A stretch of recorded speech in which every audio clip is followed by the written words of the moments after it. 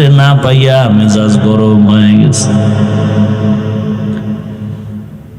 সুলাইমান পয়গম্বর বললেন, মালিয়া লা আরাল হুদহুদ, কি হলো আমার, আমি হুদহুদকে দেখি না কেন? রাজনীতি, এই রাজনীতি বলে নাই, এই পয়েন্ট একটা রাজনীতির একটা পয়েন্ট। আমাকে কোরআন দাও, আমি সুলাইমান বিলকিসের ঘটনা শোনাবো 1 মাস লাগায়া, তাফসির করবার তোমরা বাংলাটা ধরো। খোদার কসম, রাজনীতি কাকে বলে, কত প্রকার কি কি আমি সুলাইমান আর বিলকিসের ঘটনা দিয়ে শোনায় যাব, আমাকে দাও। ইউসুফ আর জুলাইখার ঘটনা দিয়ে রাষ্ট্রনীতি কাকে বলে দেখায় যাব, ধরে ধরে দেখায় যাব। দাও আমার হাতে। তুমি আমার কোরআনটাকে দুর্বল বানিয়েছো, আমার কোরআন তো দুর্বল না। ইসলামে সব আছে, রাষ্ট্রনীতি নাই, এ কথা বলে আমার ইসলামটাকে খাটো করবা, মেনে নিতে পারি না। আমার ইসলাম তো এমন, দুনিয়াতে যত নীতি আছে সব, সমাজনীতি, পরিবার নীতি, রাষ্ট্রনীতি, অর্থনীতি, যত নীতি আছে সব নীতির থেকে শ্রেষ্ঠ নীতি হলো ইসলামের নীতি। ইসলামে অর্থনীতি নাই, হ্যাঁ, ইসলামে সমাজনীতি নাই। ইসলামই তো সমাজ কায়েম করছে তো ইসলাম। জুমার দিন মসজিদে কেন যাও? বাইতুল্লাহর দিকে ফিরিয়ে কেন নামাজ পড়ো? পূর্ব দিকে কি আল্লাহ নাই? না কেন? দক্ষিণে আল্লাহ নাই, উত্তরে আল্লাহ নাই, নিচে আল্লাহ নাই, উপরে আল্লাহ নাই, সমুদ্রে আল্লাহ নাই, তাহলে বাইতুল্লাহর দিকে কেন নামাজ হবে? কেন? ভালো করে বুঝো সমাজনীতি কাকে বলে। ইসলামের সমাজনীতি পারফেক্ট এবং পিওর। ইসলামের অর্থনীতি পিওর নীতি এবং পারফেক্ট। আল্লাহর জাতের কসম, এই জমিনে যতদিন পর্যন্ত ইসলামের অর্থনীতি চালু হবে না, ততদিন পর্যন্ত অর্থনীতির প্রতিবন্ধিতা এবং প্রতিবন্ধকতা, ঝামেলা মুক্ত দেশ হবে না। আমি মসজিদে না ঢুকলে লজ্জা পাই, আর আপনি কেমন মুসলমান যে মসজিদে ঢুকতে লজ্জা পান? আমি পর্দা না করলে লজ্জা পাই, আপনি কেমন মুসলমান যে পর্দা করতে গেলে লজ্জা পান? বিষয় কি? কোন মিস্টেক হয়ে গেছে আমাদের, মিসগাইড হয়ে গেছে মাঝখানে একটা? কি সমস্যা? রসুল 1000 বছর আগে বলে গেছেন, ওই সমস্যা হলো দুনিয়ার লোভ। কিসের লোভ? দুনিয়ার লোভ। এই লোভ আবার 3 প্রকার। কয় প্রকার? হুব্বে যা, হুব্বে মাল, হুব্বে নিসওয়ান। সম্মানের চেয়ারের লোভ, ক্ষমতার চেয়ার পাওয়ার জন্য জীবনে টুপি চিনেন, এখন টুপি দিতেছে। এরকম বুজুর্গ আসেনি আমাদের দেশে? কঠিন বুজুর্গ, টুপি কি জিনিস বুঝেই না, খালি এখন একটা ক্ষমতার চেয়ারটা কেমনে ধরবে ও মোটামুটি নিয়ত করে ফেলাইছে, অনেক যাইয়েই মদের বোতলটা ধরে লইব। এখন টুপি কেন? দুনিয়ার লোভ। প্রথম প্রকার হলো হুব্বে যা, সম্মানের চেয়ারের লোভ। দ্বিতীয় প্রকার হলো সম্পদের লোভ, টাকা পয়সা। আমি হুজুর তো চেয়ার পামু কিনা জানি না, কিন্তু আমার মধ্যে আর এক লোভে পাইছে। কি? কি? টাকা। আমি যদি একটু চুপচাপ বয়ান করি, মাটির নিচের কবরের আযাবের বাস মোটামুটি হাদিয়া ঠিক। আমি জানি একটা ব্যক্তি ভালো করে যাকে চিনি সে চোর।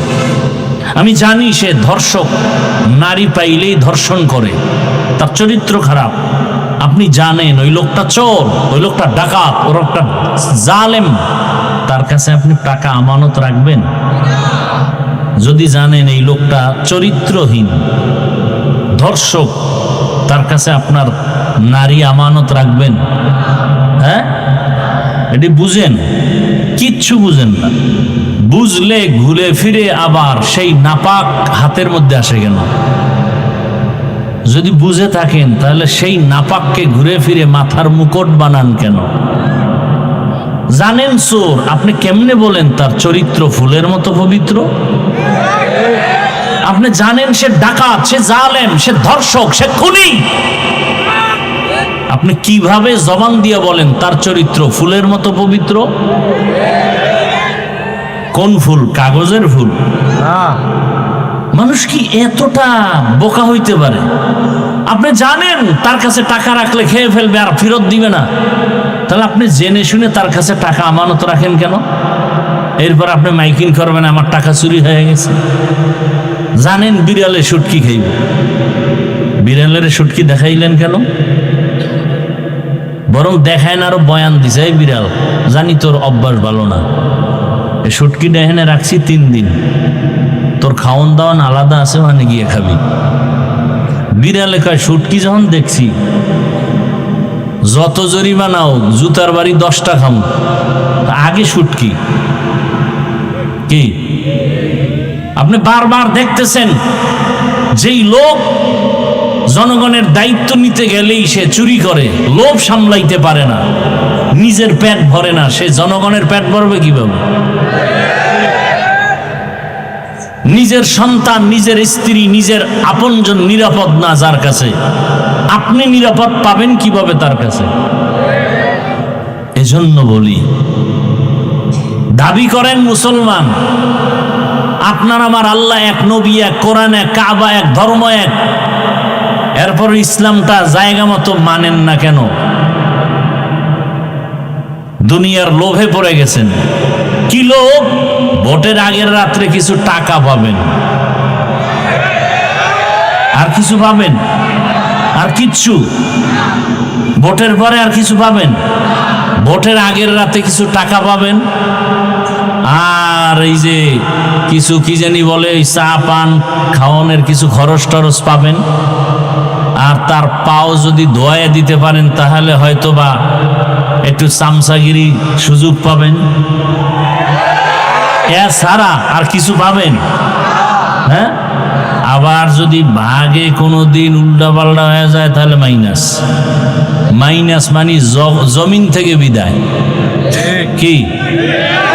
এখন মানুষ মারতে শত্রু লাগে না, নিজের দলের আপন লোকটাই যথেষ্ট। ভাগে কম হয়ে গেছে বলে ওকে মাইনাস করে দাও। তবে আপনি মানেন আর না মানেন, কথাটা লিখে রাখেন। বিশেষ করে আমি যুবকদেরকে বলবো, একটা ব্যানার বানাও, 200 টাকা দাম নিতে পারে, সম্ভবত 2 ফিট 3 ফিট ব্যানার। ব্যানারে স্লোগান লিখবা, পৃথিবীতে একমাত্র শান্তির ঠিকানার নাম ইসলাম। কথাটার মধ্যে কি পরিমাণ সন্দেহ আছে আপনাদের? হ্যাঁ, আপনি যদি ইসলাম না মানেন দুঃখ নাই, কিন্তু কথাটা আপনি সত্য, এটা 100 না, ওভার 100। শান্তির ঠিকানার নাম, এটা সাইনবোর্ড লেখেন, ব্যানারে লেখেন, এবং এরপরে লিখবেন, যতদিন পর্যন্ত এই জমিনে ইসলাম কায়েম হবে না ততদিন পর্যন্ত চাপাবাজদের আওয়াজ হবে, শান্তি কপালে জাতি পাবে না। সম্ভব না, কোনোদিন সম্ভব না। চোরের কাছে কোনোদিন সম্পদ আমানত থাকতে পারে না, ধর্ষকের কাছে কোনোদিন আমার মা বোন নিরাপদ থাকতে পারে না, জালেমের কাছে কোনো দুর্বল মানুষ সুস্থ থাকতে পারে না। ইসলাম ছাড়াই জমিনে শান্তি আসবে না। কিয়ামত পর্যন্ত যত তুমি চিল্লাও, চিল্লাইতে পারবা, কিন্তু শান্তি কপালে দেখা যাবে না ইসলাম ছাড়া। সমস্যা কি? সবাই কয়, যারা বিএমপি করে, আওয়ামী লীগ করে, এরাও মাঝে মাঝে কয়, হুজুর আপনারা এখন, আপনারা এক হইলে আমরা আসি, এইবার চান্দু যাবা কই? আমরা হুজুরেরা তো মোটামুটি এক লাইনে হাজির, এইবার চান্দু যাবা কই? এইবার পিডান খাবো না, পিটান দিব। আমগো ধাক্কাইয়া ধাক্কাইয়া কইছো এক হও, আমরা এক হয়ে গেছি। ইনশাআল্লাহ দেশের সব আলেমে ইসলামের ব্যানারে সব এক। কে চরমনাই, কে তাবলিগ, কে দেওবন্দি, কে আলিয়া, কে কওমিয়া বুঝি না, ইসলামের ব্যানারে সব এক। যারা এক হবে না তাদেরকেও চিহ্নিত করতে হবে, এরা খাঁটি ইসলামওয়ালা নয়, দুনিয়ার লোভে পড়ে ভিন্ন দিকে দৌড়ায়। এইবার যারা আমাদেরকে সাপোর্ট দিবে না এদেরকেও চিহ্নিত করতে হবে। ভেজাল আছে কথায়? একজনারে চিনি না, শুনি না, দেখি কেমন, দেখি এটা বলা যায়, কিন্তু যারে বারবার দেখছেন, বারবার চিনছেন, এরে আর কি দেখবেন? হ্যাঁ, একজনে দৌড়ায় পিছন দিয়া লঙ্গি ছেঁড়া, পিছন দিয়া কিও কয় এতদিন সোনার বাংলা দেখছো, এখন রূপার বাংলা দেখো। কি বাংলা দেখো? সোনার বাংলা, রূপার বাংলা সব দেখেছো, এখন শুধু একটা দেখা বাকি, ইসলামের বাংলা দেখতে হবে।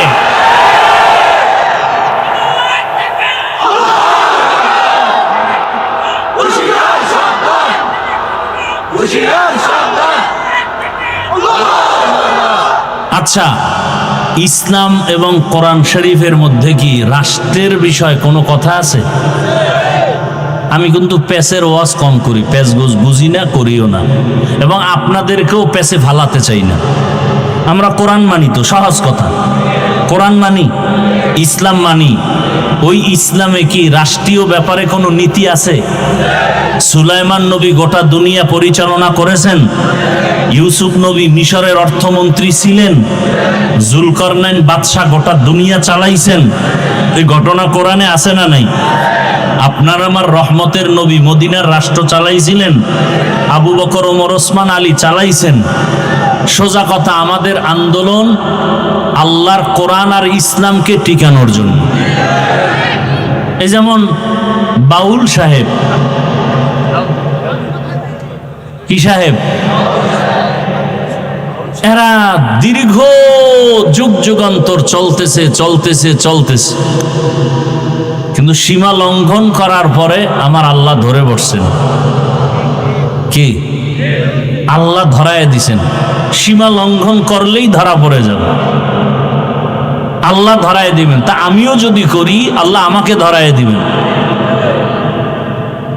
সব সহ্য করা যাবে। আমার আল্লাহ, আমার রসুল, আমার কোরআন, আমার ইসলামের বিরুদ্ধে কথা বললে তা বরদাস্ত করা হবে না।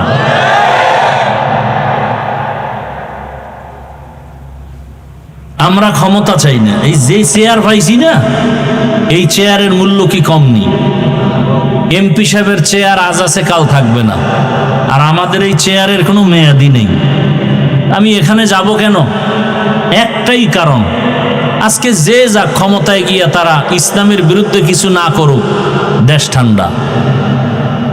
কারণ এ বাংলাদেশের মধ্যে কোনোদিন কেউ ইসলামের বিরুদ্ধে স্বপ্ন দেখলে তা পূরণ হবে না। আমি যুবকদেরকে আর একটা ওয়াদা করায় যাই, বাবার সাথে সন্তানদের মাঝে মাঝে তর্ক হয় না? হয় না? তার মানে কি বাবারে কেউ গালি দিবে আর মেনে নিবে? হ্যাঁ, বাবার সাথে তর্ক হয়েছে ঠিক আছে, কিন্তু আমার বাবার বিরুদ্ধে যদি কেউ কথা বলে কলার ধরে ফেলবো না? ঠিক আপনি ভাই, অনেকে এখানে আসি, আমরা সারা দেশেই অনেকে নামাজ ঠিক মতো পড়ি না, রোজা ঠিক মতো রাখি না, দাড়ি ঠিক মতো রাখি, কিন্তু আল্লাহ মানিত, ইসলাম মানিত। তার একটা অনুরোধ, যুবকরা ওয়াদা করো যে ইসলামকে খাটো করার সুযোগ দিবা না। কেউ যদি তোমার সামনে বলে ইসলামে এই সমস্যা সেই সমস্যা, আস্তে কলারটা ধরবা, এই বেঈমানের বাচ্চা, আমি দাড়ি রাখি না, নামাজ পড়ি না, ঠিক আছে, কিন্তু আমার ইসলামের অপমান করবি, চামড়া তুলে ফেলা হবে। পারবা যুবক বাবারা? তুমি নামাজ পড়ো না, তোমাকে পায়ে ধরে বুঝাবো, রোজা রাখো না, পায়ে হাত রেখে বুঝাবো, তুমি পর্দা করো না, বুঝাবো, কিন্তু ইসলামের বদনাম তোমার সামনে কেউ করবে, এটা সহ্য করা যাবে না, এই সুযোগ দেওয়া যাবে না। যে বদনাম করবে তার সাথে আমরা নাই, সোজা কথা। যারা আল্লাহর রসুলের ইসলামের বদনাম করবে এদের সাথে আমরা নাই। আমরা কালেমার পতাকার একসাথ হয়ে মুসলমান, পরিচয় আমাদের মুসলমান, কালেমার ব্যানারে আমরা এক, কালেমার ব্যানারে আমরা এক। আমার কথার মধ্যে কোনো ঝামেলা থাকলে বলো, আমি তওবা করি। আমার আল্লাহর কোরআনে রাষ্ট্রের ব্যাপারে কোনো কিছু নাই, তাহলে কেন আপনি আমার আল্লাহর কোরআনটা রাষ্ট্রের ব্যাপারে আলাদা রাখবেন, ইসলামটাকে আলাদা রাখবেন, নতুন আইন করবেন কেন? আল্লাহর আইন তো আছে রাষ্ট্র পরিচালনার ক্ষেত্রে, আপনি আলাদা করে কেন একটা হাঙ্গামা বাজাবেন, ঝগড়া লাগাবেন, অস্থিতিশীল পরিবেশ তৈরি করবেন? আল্লাহর উপর আস্থা ও বিশ্বাস নিয়ে কত আন্দোলন, কি দরকার কি? ইসলাম তো হিন্দুদের উপর আক্রমণ করে না, খ্রিস্টানের উপর আক্রমণ করে না, সব ধর্ম যার যার অবস্থানে থেকে পালন করবে। কিন্তু হিন্দু যদি বলে আমি ইসলামের লোক, এটা মানা যাবে না। বিষের বোতলের মধ্যে বিষ বিক্রি করবে, কোনো বাধা নাই। মধুর বোতলে মধু বিক্রি করবে, কোনো বাধা। বিষের বোতলে বিষ নিয়ে যদি মধু কয়া বিক্রি করে, সেখানে বিধান কি? খ্রিস্টান তার ধর্ম অনুযায়ী চলবে, বাধা। ইহুদি তার ধর্ম অনুযায়ী চলবে, বাধা। হিন্দু তার ধর্ম অনুযায়ী চলবে, বাধা। যদি মুসলমান দাবি করে, আহমদিয়া মুসলিম জামাত দাবি করে, আর নবী মানে না, এমন কাদিয়ানীদেরকে আমরা বরদাস্ত করব? তুমি কাদিয়ানী হিসেবে থাকো, ইসলামের লেভেল লাগায় বদনাম করবে, সুযোগ দেওয়া যাবে? রাগ করছেন? আমি ইসলামী কোন দলের দায়িত্বশীল না, কিন্তু আমি ইসলামের পক্ষের মানুষ। আমি আল্লাহর কোরআনকে, ইসলামকে মাথার মুকুট মনে করে কথা বলতেছি। আপনাকে আমি বলি না আপনি চরমনাই যান, তাবলিগে যান, একবারও বলছি না। আপনাকে এটাই বলতে চাই, আপনি নামাজ ঠিকমতো পড়তে না পারলেও বুঝাবো, কিন্তু ইসলামের বদনাম করতে দিবেন না, হুঁশ থাকতে। এবং যে করবে তার সাথে আমাদের কোনো সম্পর্ক নেই। তাহলে এই সমস্ত সবকিছু আমরা জানি, আল্লাহ এক, নবী এক, কোরআন এক, কাবা এক, ধর্ম এক, এরপর আমরা উল্টা পাল্টা চলি কেন? দুনিয়ার লোভ। লোভ কয় প্রকার? সম্মানের চেয়ারের লোভ, সম্পদের লোভ, আর একটা হলো যৌবনের লোভ। কিসের লোভ? এই যুবক, তোমার মতো যুবক স্কুলে পড়ে, নামাজ পড়ে, আসেনি? তুমি কেন পারো না? কয় লোভ। কিসের লোভ? কয় যৌবনের লোভ। কিসের লোভ? তোমার মতো যুবক তাকায় দেখো, রাস্তায় গাড়ি চালায়, ড্রাইভারি করে, নামাজ পড়ে, তুমি কেন পারো না? একমাত্র তোমার ভেতরে কাজ করে লোভ। টাকার লোভে পড়ছো, ক্ষমতার লোভে পড়েছো, এজন্য নামাজ পড়ার সময় নাই। ক্ষমতার লোভ তোমাকে নামাজ থেকে আলাদা করেছে। টাকার লোভে পড়েছো, এ কারণে তুমি হক কথা বলো না, হক পথে চলো না। ফেরাউন নামের বেঈমান গরিব অবস্থার থেকে বান্দা যখন ক্ষমতার মসনদে মিশরে আসলো, ওজিরে হামান রে ডাক দিয়ে কয়, মনে চায় আমার ভেতর একটু খোদা খোদা ভাব, দাবি করমুনি? হামান বলে করো। করলে আর ছোট খোদা দাবি করে কি লাভ? বড় খোদা দাবি করি, আনা রব্বুকুমুল আলা। আমি শুধু খোদা না, সব থেকে বড় খোদা। ওই ফেরাউনের লাশটা পর্যন্ত মশা মাছি মাটি গ্রহণ করে নাই। ওই ফেরাউনের ঘরের মধ্যেই তার স্ত্রীর নাম কি? আসিয়ারে আমার আল্লাহ এমন ভাবে কবুল করেছেন, রহমতের নবী বলেন কিয়ামতের ময়দানে জান্নাতের মধ্যে আমি মুহাম্মদের সাথে আসিয়ার বিবাহ হবে। আরো আস্তে করে বল। অথচ এত বড় বেঈমান ফেরাউন যে আল্লাহর সাথে চ্যালেঞ্জ দিয়ে নিজের খোদা দাবি করলো, শুধু খোদা না, সব থেকে বড় খোদা।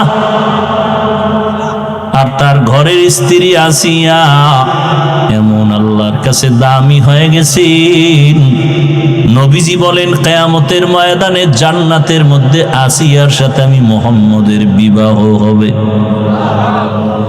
হাসরের মাঠে সব মানুষগুলো উলঙ্গ দাঁড়াবে, নারী পুরুষ উলঙ্গ দাঁড়াবে। সূর্যের গরমে মাটির জমিন তামা হয়ে যাবে। জাহান্নামের আওয়াজ, নবীরা পর্যন্ত কান্না শুরু করবেন।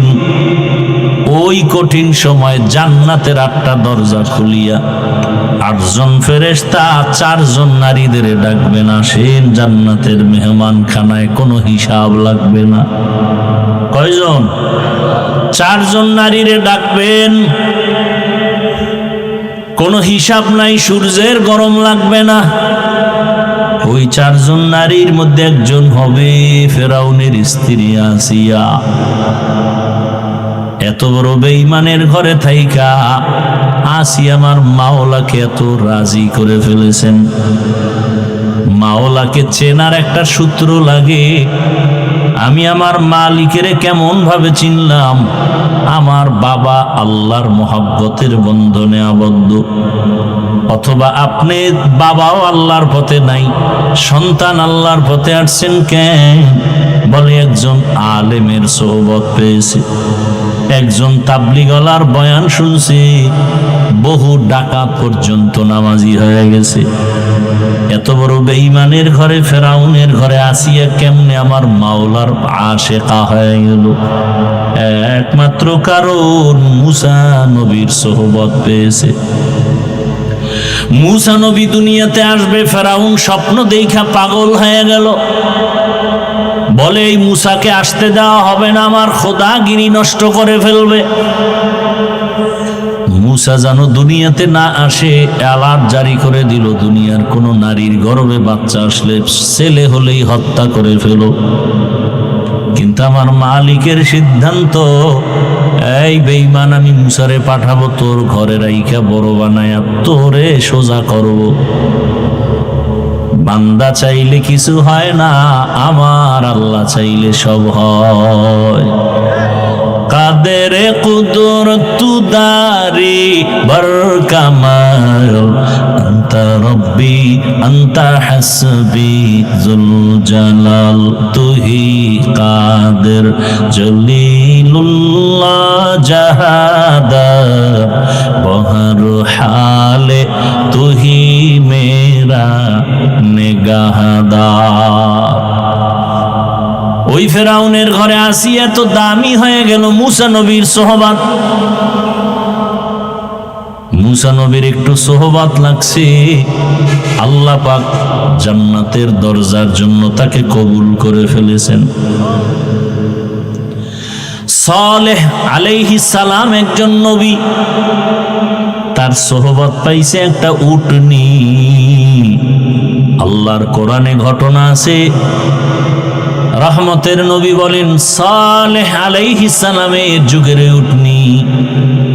কওমের লোকেরা এত বাঁকা, নবী সালেহ যখন দাওয়াত দিতেছেন পাহাড়ের পার্শ্বে গিয়া সবাই এক জায়গায় করলো, বলে তোমার মালিকের কিছু কুদরত দেখাও।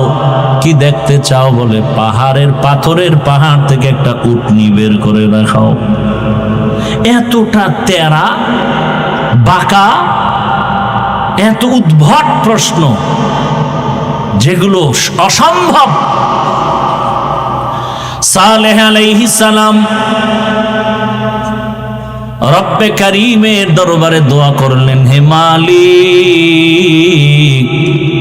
আমার কওমের লোকেরা তোমারে আল্লাহ বলে মানতে চায়, তবে তুমি আল্লাহ যে এত ক্ষমতাওয়ালা একটা কুদরত দেখতে চায়, পাথরের পাহাড় থেকে একটা উটনি বের করে দেখাও। সালেহ নবী দোয়া করা মাত্র পাহাড়, 2টা পাহাড় বড় বড়, ওই দুই পাহাড়ের মাঝখান থেকে একটা উটনি বের হইয়া হাঁটতে হাঁটতে নবীর সামনে হাজির হয়ে গেছে। আল্লাহ শব্দ তার ব্যাপারে বলছেন নাকাতুল্লাহ, আমি আল্লাহর উটনি। শুধু উটনি আসে নাই, গর্ভে বাচ্চা। ইরাকের বর্ডার, সৌদি আরবের শেষ জায়গার নাম আল উলা, দেখতে গেছিলাম। সে এক রমজানে মদিনাতুল মুনাওয়ারা থেকে না মক্কা থেকে সাহারি খাইয়া বের হইলাম। দীর্ঘ সময় পাড়ি দিয়া সেখানে গেলাম গাড়ি টেনে। উটনিও আসছে, উটনির পেটে বাচ্চা, বাচ্চা এসে প্রসব করছে। কিন্তু এত বড় বেঈমান সালেহ আলাইহিস সালামের উম্মতেরা আল্লাহকে আর মানে না, নবীরও মানে না, কালেমাও পড়ে নাই। আল্লাহ কয় অন্যায় করার সীমা আছে, সীমা লঙ্ঘন করে ফেলেছে, এখন আর আমি বরদাস্ত করব না। হঠাৎ একটা গাইবি আওয়াজ আসছে, আওয়াজ বিকট একটা আওয়াজ। আওয়াজটা আসছে দুই পাহাড়ের মাঝখানে। ওই আওয়াজে ঈশা কওমের সব লোকের কান বন্ধ, সব জাগাত মরে গেছে। কিয়ামতের আগে এরকম ইসরাফিলের আওয়াজ আসবে, সিংহে নিয়ে দাঁড়ানো, ফুৎকার দিবে। আর এই জিন্দা মানুষগুলো হঠাৎ একটা আওয়াজ শুনবে, কঠিন বাড়তেছে, আওয়াজ খালি বাড়তেছে, বাড়তে বাড়তে কান শেষ হয়ে যাবে, মাথা নষ্ট হয়ে যাবে। মানুষগুলো স্টক করা রোগীর মতো, নেশাগ্রস্তের মতো হেলপে দুলবে, আস্তে বেহুশ হয়ে পড়ে যাবে। সমস্ত জিন্দা মানুষগুলো জাগায় মরে যাবে। দীর্ঘ 40 বছর বৃষ্টি হবে লাগাতার। বৃষ্টির মধ্যে পুরা দুনিয়া সাফ, পুরা জমিন সমান, সমতল ভূমি, চেটিয়াল ময়দান, কিচ্ছু থাকবে না, জমিন পুরা খালি। আবার ফুৎকার দিবেন, এইবার সব মৃত্যু লাশগুলোর মধ্যে রুহ চলে আসবে। এরপরে সব দাঁড়ায় যাবে, হাসরের মাঠ শুরু হয়ে গেছে। জমিনটা হবে হাসরের মাঠ। মক্কার পার্শ্বে আরাফার ময়দান হবে, আল্লাহর স্টেজ, বিচারালয়, আদালত। অথবা সিরিয়ার জমিন হবে আল্লাহর বিচারালয়, আদালত। ওই সালেহ আলাইহিস সালামের সাথে উটনির সোহবত আছে, তো সালেহ আলাইহিস সালামের বরকতে রহমতের নবী বলছেন ওই উটনি জান্নাতে যাবে। উটনি জান্নাতে যাওয়ার কাম কি? কোনো ফায়দা নাই। যাবে কেন? আল্লাহ দেখায় সৎসঙ্গে। বলেন না কেন? আপনাদের কষ্ট হইতেছে। সৎসঙ্গে স্বর্গবাস। পয়গম্বর সুলাইমান আলাইহিস সালাম একদিকে জগৎ বিখ্যাত একজন পয়গম্বর নবী, অন্যদিকে রাষ্ট্র পরিচালক, গোটা দুনিয়ার একজন পরিচালক। আল্লাহর কুদরতের সিংহাসন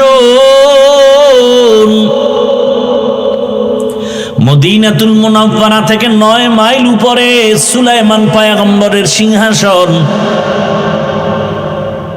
মুলকে সাবা পেরিয়ে যাচ্ছে মদিনার উপর দিয়া। হঠাৎ পয়গম্বর সুলাইমান জমিন থেকে 9 মাইল উপরে সিংহাসনে বসে জমিনের গর্তের পিপিলিকার আওয়াজ কানে শুনছে। পিপিলিকা বয়ান করতেছে, ইয়া আইয়ুহান নামলু দুখুলু মাসাকিনাকুম, এই আমার জাতিরা তাড়াতাড়ি গর্তের মধ্যে প্রবেশ করো। সুলাইমান নবী পিপিলিকার বয়ানটা 9 মাইল উপর থেকে শুনলেন। ফাতাবাসসামা, সুলাইমান পয়গম্বর ওখানে বসে মুস্কি হাসিয়া বলে, এই সিংহাসন ল্যান্ড করো। জমিনের মধ্যে ল্যান্ড করছে পয়গম্বর সুলাইমান। পিপিলিকার কাহিনী সবাইরে শুনাইতেছে। এই কাহিনীর মধ্যে হঠাৎ নামাজের সময় ওযু করবে, পানির প্রয়োজন, কোথাও পানি নাই। হুদহুদ নামের পাখি নাক লাগায়া মাটির মধ্যে বলতে পারতো এখানে পানি আছে। বলা মাত্র জিনদের বলতো মাটি খনন করে পানি উঠাও, ওযু করবো, নামাজ পড়বো। সুলাইমান পয়গম্বর পিপিলিকার কাহিনী শোনায়। পিপিলিকার কাহিনী এতটা সুন্দর যে আল্লাহ ওই পিপিলিকার নামে সূরার নাম দিয়ে দিছে সূরাতুন নমল। মানুষ ধাঁধা কয়, আমাকে ইসলামী ধাঁধার মধ্যে আছে না, কোন সূরায় নাই বিসমিল্লাহ, কোন সূরায় 2 বিসমিল্লাহ। সূরায়ে নমল পিপিলিকার নামে। এবার নামাজের টাইম, হুদহুদ পানি দেখো, কিন্তু হুদহুদ নাই। পাখিদের মধ্যে উপদেষ্টা হলো ঈগল পাখি। উপদেষ্টারে কয় তোমার অধীনস্থ হুদহুদ গেল কোথায়? পানি দেখাবে, জিন দিয়ে পানি উঠাবো, ওযু করবো, নামাজ পড়বো। এদিক দিয়া হুদহুদ ফাঁকে দিয়া উপরে ওইটা চলে গেছে, খোলা আকাশে ঘুরে ঘুরে দেখে তার আর একজন জাতি ভাই বহুদূর হুদহুদ নামের পাখি দেখা যায়। হুদহুদ নামের পাখিটারে দেখা সুলাইমান নবীর হুদহুদ দৌড়ায় গিয়া কয়, কে তুমি? বলে কে তুমি? খায় আমি কে মানি? আমি তো সুলাইমান নবীর অধীনস্থ প্রজা। সুলাইমানকে সুলাইমানকে মানি? গোটা দুনিয়া যার হুকুমে চলে। বলে মাত্র নাম শুনছি। বলে তুই কোথায় আছো? সুলাইমানের নাম জানো না তো? তোর জেলখানায় যেতে হবে। কয় না, আমি তো সুলাইমান রে চিনি না। আমি এমন এক এলাকায় আছি, আমগো দেশটা এক ম্যাডাম চালায়। ম্যাডামের নাম কি? দেখছেন নি? কারবার কেউ জানে না ম্যাডামের নাম কি? বাসুলাইমা দাদ মুলকো সরওয়ারি শুদমতি খাতে মশদে ওয়াপুরি। হুদহুদ বলে, বিলকিস তোমার ম্যাডাম? বলো কি, গোটা দুনিয়া চালায় সুলাইমান? বলে আরে তো তুমি জানো না তোমার সুলাইমানের কি আছে? বলে সিংহাসন, আমার ম্যাডামেরও সিংহাসন। কত চল একটু দেখি। হুদহুদ চলে গেল বিলকিসের সিংহাসন দেখে গিয়া, বিশাল বড় রাজপ্রাসাদ, এত সুন্দর সিংহাসন। সুলাইমান নবীর কাছে খবর বলবে দিকে সুলাইমান হুদহুদ রে না পাইয়া মেজাজ গরম হয়ে গেছে। সুলাইমান পয়গম্বর বললেন, মালিয়া লা আরাল হুদহুদ, কি হলো আমার, আমি হুদহুদকে দেখি না কেন? রাজনীতি, এই রাজনীতি বলে নাই, এই পয়েন্ট একটা রাজনীতির একটা পয়েন্ট। আমাকে কোরআন দাও, আমি সুলাইমান বিলকিসের ঘটনা শোনাবো 1 মাস লাগায়া, তাফসির করবার তোমরা বাংলাটা ধরো।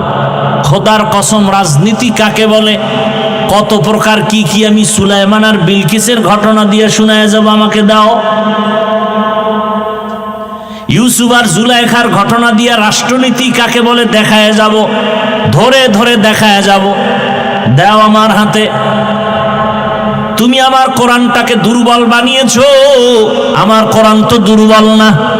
ইসলামে সব আছে, রাষ্ট্রনীতি নাই, এ কথা বলে আমার ইসলামটাকে খাটো করবা, মেনে নিতে পারি না। আমার ইসলাম তো এমন, দুনিয়াতে যত নীতি আছে সব, সমাজনীতি, পরিবার নীতি, রাষ্ট্রনীতি, অর্থনীতি, যত নীতি আছে সব নীতির থেকে শ্রেষ্ঠ নীতি হলো ইসলামের নীতি। ইসলামে অর্থনীতি নাই, হ্যাঁ, ইসলামে সমাজনীতি নাই। ইসলামী তো সমাজ কায়েম করছে তো ইসলাম। জুমার দিন মসজিদে কেন যাও? বাইতুল্লাহর দিকে ফিরিয়ে কেন নামাজ পড়ো? পূর্ব দিকে কি আল্লাহ নাই? কেন দক্ষিণে আল্লাহ নাই? উত্তরে আল্লাহ নাই? নিচে আল্লাহ নাই, উপরে আল্লাহ নাই, সমুদ্রে আল্লাহ নাই, তাহলে বাইতুল্লাহর দিকে কেন নামাজ হবে? কেন? ভালো করে বুঝো সমাজনীতি কাকে বলে। ইসলামের সমাজনীতি পারফেক্ট এবং পিওর। ইসলামের অর্থনীতি পিওর নীতি এবং পারফেক্ট। আল্লাহর জাতের কসম, এই জমিনে যতদিন পর্যন্ত ইসলামের অর্থনীতি চালু হবে না, ততদিন পর্যন্ত অর্থনীতির প্রতিবন্ধিতা এবং প্রতিবন্ধকতা ঝামেলা মুক্ত দেশ হবে না। অর্থনীতির একমাত্র কল্যাণ ইসলামী অর্থনীতি। ইসলামী অর্থনীতি চালু হয়ে গেলে এ দেশে ভিক্ষুক থাকবে না, দারিদ্র বিমোচনের স্লোগান দিতে হবে না, দারিদ্র সীমার উপর আর নিচ নিয়ে টেনশন করা লাগবে না। ধনীরা জাকাত দিবে ইসলামের অর্থনীতি, গরিবরা জাকাত পাবে ইসলামের অর্থনীতি। মানুষকে কর্জ দাও, হাসানা দাও, কর্জে হাসান, ধার দাও। বড় লোকেরা ধার দেয় না, গেলেই বলে নাই নাই নাই। 5,000 টাকা দেন, আমি গরিব, নাই। কানের মধ্যে মুখ লাগায় গোপনে যদি বলা হয় সুদে দে, বড় লোক কয় লাখ নিবি বল, ঠিক নি? আফসোস, বড় আফসোস। আমার ইসলামটা কত পাওয়ারফুল, আলোচনা নাই, বুঝি না। মিয়া, ইসলামকে ঠকাবে, ইসলামকে নিচু করবে এমন কোন মায়ের সন্তান দুনিয়াতে নাই। আলোচনা নাই, বুঝি না, এজন্য মানুষ যা মনে চায় তাই বলে। পৃথিবীর শ্রেষ্ঠ অর্থনীতি ইসলামী অর্থনীতি, পৃথিবীর শ্রেষ্ঠ রাষ্ট্রনীতি ইসলামী রাষ্ট্রনীতি, পৃথিবীর শ্রেষ্ঠ পরিবার নীতি ইসলামী পরিবার নীতি। কি না আছে আমার আল্লাহর দ্বীনের মধ্যে, কোরআনের মধ্যে, ইসলামের মধ্যে। হ্যাঁ, ইসলামে পেট নীতি নাই, দুর্নীতি নাই, ইসলামের মধ্যে মিথ্যা নাই, কারো উপরে জুলুম করা, ডাকাতি চুরি নাই। এই জন্য সব চোর, সব ডাকাত, সব দুর্নীতিবাজ ইসলাম চায় না। ইসলাম যারা চায় না, খুঁজে দেখবেন সবগুলো ডাকাত, সবগুলো চোর। ইসলাম যারা চায় না, খুঁজেই দেখবেন ওরা সবগুলো দুর্নীতিবাজ। কারণ জানি ইসলাম আসলে চুরি করা যাবে না, ইসলাম আসলে দুর্নীতি করা যাবে না। এজন্য চোর ডাকাতের মাথা গরম, ইসলাম আসতে দেওয়া যাবে না। হ্যাঁ, রাতের আলো, চাঁদের আলো দেখলে খুশি ব্যবসায়ীরা, না চোরে খুশি নি। চোরে খালি তসবিহ দোয়া এনুস পরে আল্লাহ, জীবনে চাঁদ না উঠত, ঠিক নি? জিন্দেগি মে বন্দেগি তু করনা হে, जिंदगी में बंदगी तू करना है, जिंदगी बे बंदगी शर्मिंदा है, जिंदगी बे बंदगी शर्मिंदा। আমাদের ঈমান এত দুর্বল যে আমরা কোরআন হাদিসের কথা বলি, আপনি মানতে পারেন না, এটা আফসোস থাকবে না? তা তো নাই, বরং কইলাম কে, মাথা গরম হয়ে গেছে। এত বড় নিমক হারাম, কইলাম কে, হে ওইটা মানতে পারে না। তা আপনি মানতে পারেন না ভিন্ন, কিন্তু আপনি আফসোস করবেন যে আরে হুজুরে তো ঠিকই বললো, আমি তো মানতে পারি না। এটা আফসোস। আফসোস না করে উল্টো বিরোধিতা করে। দেখেন, আমি যে বয়ানগুলো করলাম কোন দলের পক্ষ নিয়ে করছি? হ্যাঁ, ইসলামের পক্ষে বলছে। কথা বলেন না? ঠিকই এইভাবে কথাগুলো যদি আগামী শুক্রবার কোন জুমার খতিব সাহেব মসজিদে চালু করে, যে হাফিজ ভাইয়ের মতো একটা ধাক্কা দিয়ে দেখি, কমিটি বলবে 1 মাসের ছুটি। কথা ঠিক নি? কেন বলে শিয়ালের হাতে মুরগি আমানত। কার হাতে? শিয়ালের হাতে মুরগি আমানত কয়দিন থাকে? 3 দিন। শিয়ালের কাছে মুরগি আমানত দিলে যা হয়, দুর্নীতিবাজ, চাঁদাবাজ, ঘুষখোর, মদখোর, এদের হাতে মাদ্রাসা, মসজিদ আর ধর্মের চাবি দিলে তাই হবে। दुनिया में हो दुनिया का तलबगार ना हो, बाजार से गुजर हो खरीदार ना हो, ये दुनिया एक मिसले कागज फूल है, ये दुनिया एक मिसले कागज फूल है, जिंदगी में बंदगी तू करना है, जिंदगी में बंदगी शर्मिंदा है, जिंदगी में बंदगी शर्मिंदा है। ए लंगिर भितरे गोबर राखছে, गोबर, गोबर চিনেননি? লঙ্গির ভেতরে গোবর লাগার পরে পাক না না পাক? পাক করার জন্য কি লাগবে বলেন না কেন?